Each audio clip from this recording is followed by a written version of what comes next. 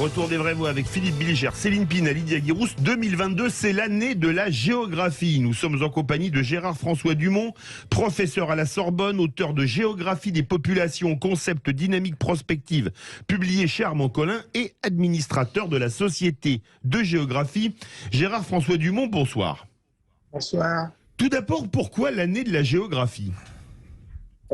En fait, l'année de la géographie devait être 2021, parce que la plus ancienne société de géographie du monde, c'est-à-dire celle qui a le siège à Paris, est née en 1821.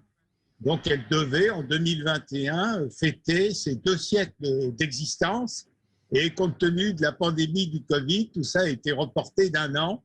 Et donc, c'est en 2022 que nous fêtons maintenant l'année de la géographie à travers des colloques, à travers des publications, pour bien souligner toute l'importance de cette discipline, puisque si vous regardez les thèmes présents aujourd'hui, qu'il s'agisse de la question de l'Ukraine, qu'il s'agisse de la géographie électorale, qu'il s'agisse de la question des retraites également, qu'il s'agisse de la question écologique ou de la question énergétique, tous ces questionnements ne peuvent être compris, analysés et trouver des réponses si on ne tient pas compte des aspects géographiques. Philippe Bilger qui voulait un cours de rattrapage de géographie. Et là, vous avez un professeur à la Sorbonne, Philippe. Monsieur le professeur, pardon de faire référence à mon ignorance ancienne en matière de géographie, mais c'est une question qui me taraude depuis longtemps. Pourquoi, vous venez un peu de répondre à mon interrogation, pourquoi était-il toujours nécessaire, en dépit parfois de l'appétence exclusive qu'on avait pour l'histoire au détriment de la géographie, de réunir les deux, notamment dans les études supérieures, voire les agrégations?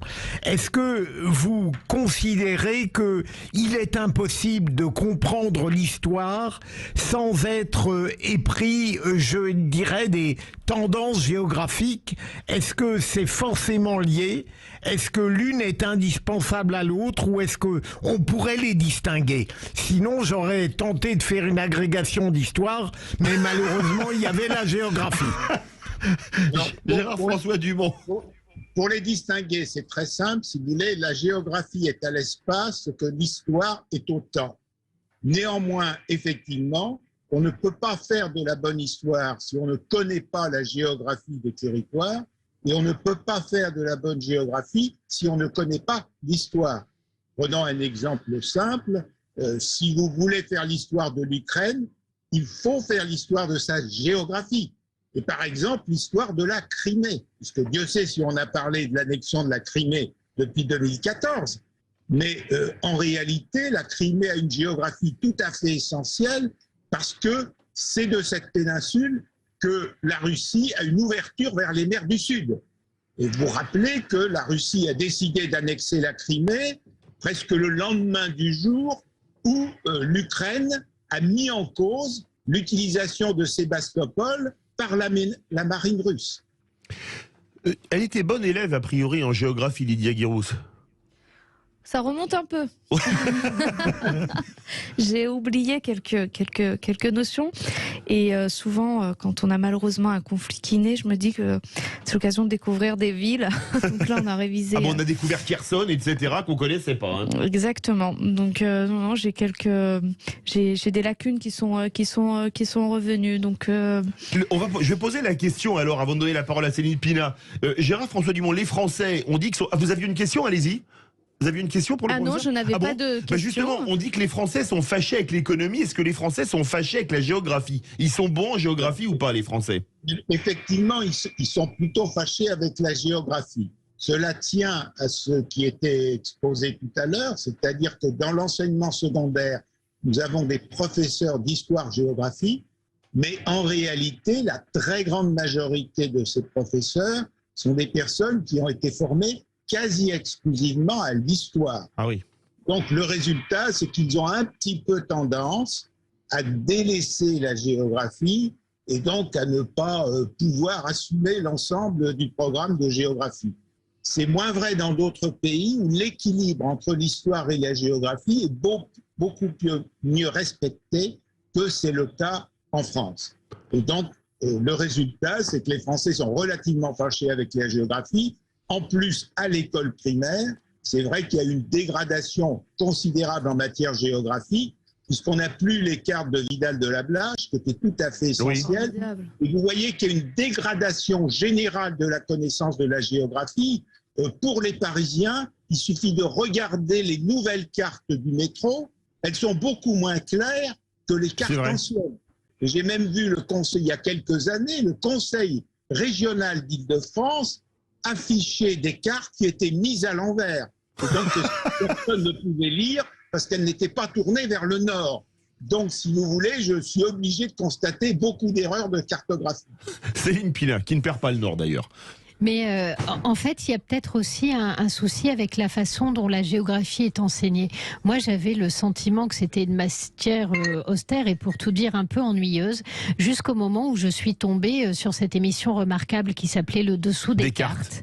Et où tout d'un coup, j'ai fini par prendre conscience en fait de toutes les implications et j'ai fini par regarder cette matière d'une manière complètement différente. De la même manière qu'un jour, j'ai eu un prof qui était quelqu'un de très intéressant et qui nous avait montré, puisqu'on parlait de cartes, comment on cartographiait différemment. C'est-à-dire que nous, Européens, on a, quand on étale la map monde pour en faire une carte en 2D, on met toujours l'Europe au centre, ce qui donne une vision des continents très particulière. Et ce professeur s'était simplement borné à nous montrer comment d'autres civilisations présentaient ce type de carte et on avait redécouvert notre monde d'une manière complètement différente. Et il avait cet art de rendre, de faire de choses qui paraissaient ennuyeuses et plates, des énigmes et qui nous nourrissaient énormément. Et voilà, j'aimerais bien peut-être, est-ce qu'il faudrait-il faire un peu de progrès dans l'enseignement de la géographie? Et Gérard François Dumont, il y a des progrès à faire? Effectivement, il y a des progrès à faire, mais c'est très intéressant ce que vous dites, car vous aviez découvert pourquoi la Chine s'appelle l'Empire du Milieu. Oui.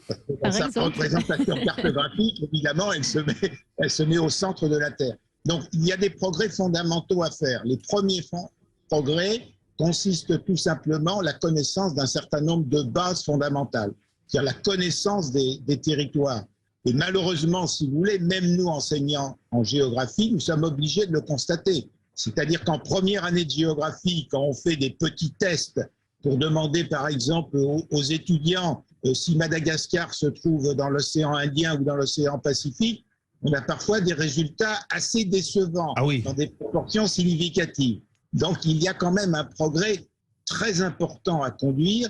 Moi je suis assez content parce que cette semaine au moins on a parlé beaucoup de géographie électorale et c'est tout à fait essentiel. Parce que comment comprendre le succès de Mélenchon sans faire de la géographie, puisqu'en gros, on voit très bien que son succès, il est lié à la renaissance de ce qu'on peut appeler la ceinture rouge autour de Paris. Absolument. Et en fait, à l'apport de population venue de l'immigration, et puis également à une croissance importante de ceux qui votent pour lui dans nos départements d'outre-mer. Alors que sur les autres territoires, il n'a pratiquement pas progressé. Merci. C'est bien la géographie qui explique sa progression. Merci beaucoup Gérard François Dumont, professeur à la Sorbonne, auteur de Géographie des populations, concept dynamique prospective, publié chez Armand Collin, et administrateur de la Société de géographie. Il y a d'ailleurs un excellent dossier sur l'année de la géographie dans l'Éléphant, la revue de culture générale, qui est absolument passionnant également. Tout de suite, on parlait de Mélenchon, on parlait d'étudiants de Sorbonne. Notre grand débat, mouvement dans les facs, les étudiants sont-ils déconnectés? Vous êtes 80,4% à dire oui. On va en débattre avec Victor Mendes, président de l'UNEF à Nanterre.